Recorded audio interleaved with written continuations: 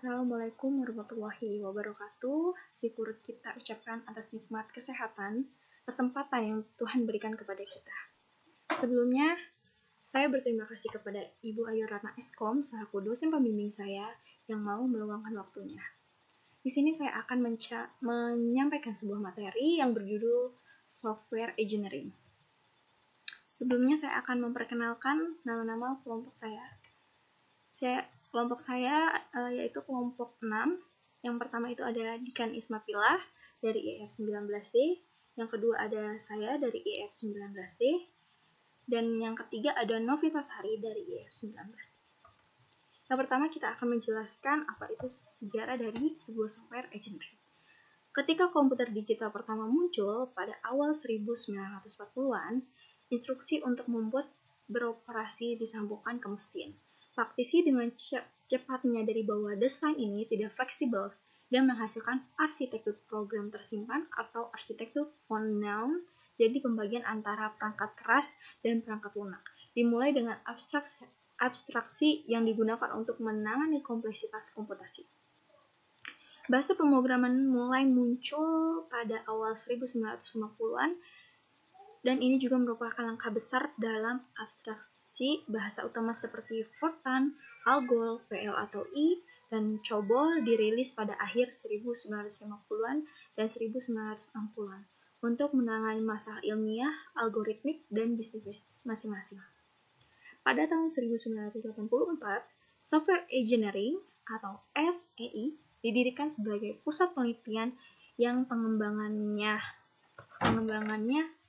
yang dinilai pemerintah federal yang berkantor pusat di kampus Universitas Carnegie Mellon di Pittsburgh, Pennsylvania, Amerika Serikat.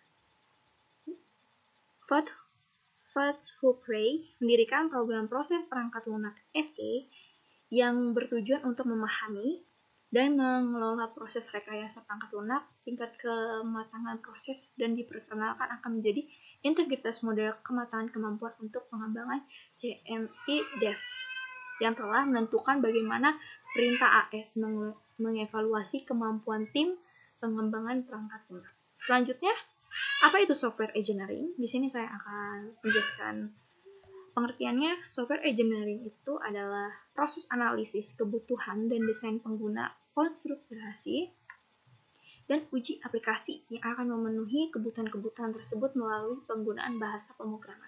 Secara garis besar, software engineering itu sendiri bisa diartikan sebagai penerapan prinsip-prinsip teknik pengembangan perangkat lunak. Berbeda dengan program sederhana, software engineering digunakan untuk sistem aplikasi yang lebih besar dan kompleks. Umumnya, proses ini digunakan untuk kebutuhan bisnis dan organisasi. Hal-hal yang wajib diartikan. Yang pertama adalah pengoperasian. Setelah proses analisis dilakukan, kamu akan mengetahui apakah sebuah aplikasi bekerja sebagai semestinya, mulai dari budget, efisiensi, ketepatan, fungsi, ketergantungan, dan yang tak kalah penting adalah keamanan. Yang kedua, transisi. Transisi penting ketika suatu aplikasi digeser dari suatu platform ke platform lainnya, jadi portabilitas kegunaan dan adaptabilitas ada di area ini. Yang ketiga adalah pemeliharaan, berfungsi untuk mengetahui bagaimana sebuah aplikasi bekerja setelah adanya pemuktahiran atau pembaruan atau update. Aspek-aspek penting yang perlu diperhatikan pasca analisis adalah modularitas, perawatan, fleksibilitas, dan skalabilitas. Selanjutnya ada metode yang dapat digunakan software engineering.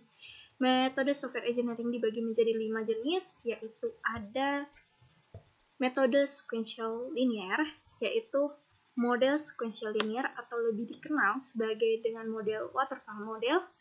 Ini sudah ada paling lama jika dibandingkan model lain dengan penggunaan paling banyak. Sistem waterfall ini menggunakan pendekatan pengembangan perangkat lunak yang sistematik dan sequential, dimulai dari tahapan awal seperti melakukan analisis kebutuhan, melakukan desain sistem, coding, pengujian, dan penerapan program.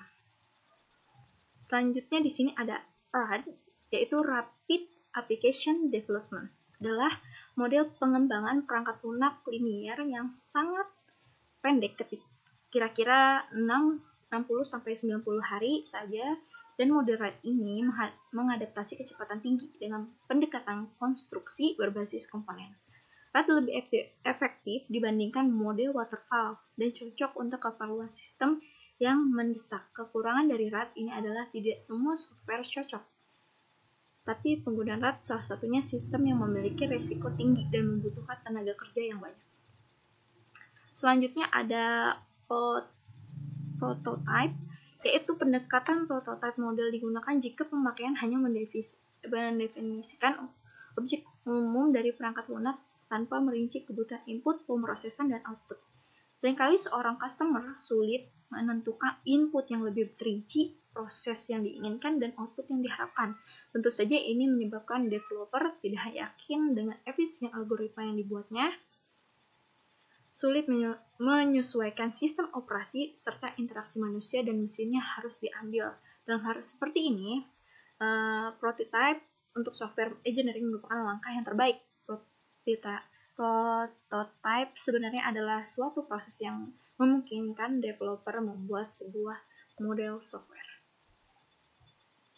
Selanjutnya ada spiral. Spiral ini mengadopsi dari dua model sebelumnya, yaitu prototyping dengan perulangan dan model waterfall.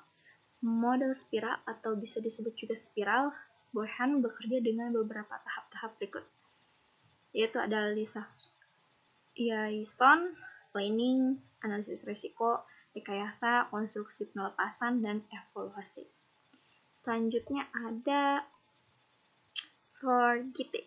Istilah For Generation Technique atau FORGT meliputi peringkat peralatan software yang memungkinkan seorang developer software menerapkan beberapa karakteristik software pada tingkat yang tinggi, yang kemudian menghasilkan source code dan objek kode secara otomatis dengan spesifikasi yang ditentukan developer. Mungkin itu penjelasan dari FORGT. Dari 5 metode tersebut, model FORGT memiliki keuntungan lebih dari segi waktu. Hanya saja kekurangannya terletak pada alat bantunya, sebab cuma bisa digunakan untuk aplikasi tertentu saja. Perkenalkan, nama saya Dikan Ismapila. Di sini saya akan melanjutkan penjelasan tentang software engineering. Di sini ada elemen software engineering. Yang pertama ada metode. Elemen pertama yaitu metode. Ada beberapa serangkaian tugas yang harus dilakukan seperti proses perencanaan dan estimasi proyek, analisis tentang kebutuhan software dan sistem, melakukan desain struktur data, arsitektur program yang akan dibuat, prosedur algoritma yang akan dipakai, coding program, testing program, dan pemeliharaan program. Yang kedua ada peralatan. Peralatan software engineering memiliki fungsi untuk memberikan dukungan untuk metode. Contohnya case, yaitu software yang memiliki fungsi untuk menggabungkan antara software, hardware, dan database. Software engineering untuk bisa menghasilkan software engineering yang baik. Ada database software engineering, yaitu suatu struktur data yang isinya mengenai informasi penting tentang analisis program, desain program, kode program, dan testing program. Ada CAD atau Computer Aided Design, ada CAE Computer Aided Engineering, ada CAM Computer Aided Manufacturing. Dan yang ketiga ada prosedur. Dalam prosedur software engineering terdiri dari pengurutan metode yang digunakan, dokumen, formulir, dan laporan yang diperlukan, kontrol kualitas software, melakukan koordinasi perubahan pada software.